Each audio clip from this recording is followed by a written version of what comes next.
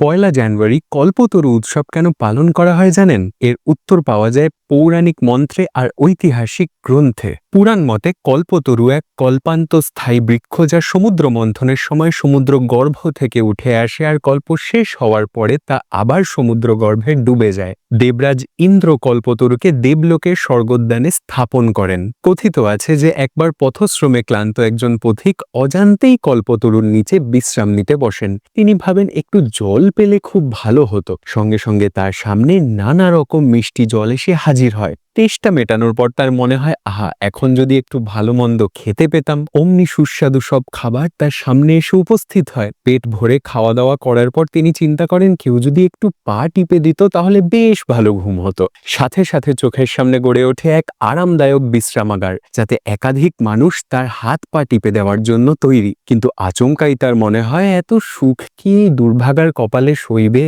যদি একটা বাঘ এসে হাজির হয়। ভাবা মাত্র কোথা থেকে একটা হিংস্র বাঘ এসে হাজির হয়ে লোকটাকে খেয়ে ফেলে। একটা ছোট্ট গল্প শিখিয়ে দেয় যে কল্পতরু ইচ্ছে পূরণের সময় ভালো মন্দ বিচার করে না, বরং যিনি ইচ্ছে পূরণ করতে চাইছেন বিচার বিবেচনা করে ইচ্ছে প্রকাশ করার দায়িত্বটা তার। এবার পৌরাণিক কল্পতরু থেকে আসি ইতিহাসের কল্পতরুতে। শেষ বয়সে শ্রীরামকৃষ্ণ দুরারোগ্য ক্যান্সারে আক্রান্ত হন আর তার শারীরিক অবস্থার যথেষ্ট অবনতি ঘটে। চিকিৎসার সুবিধার জন্য তাকে উত্তর কলকাতার কাশীপুর উদ্যানবাটিতে নিয়ে আসা হয়। 1886 সালের পয়লা জানুয়ারি একটু সুস্থ বোধ করায় তিনি বাগানে হাঁটতে বেরোন। সেখানে তিনি তার অনুগামী নাট্যকার গিরিশচন্দ্র ঘোষকে প্রশ্ন করেন, তোমার কি মনে হয় আমি কে?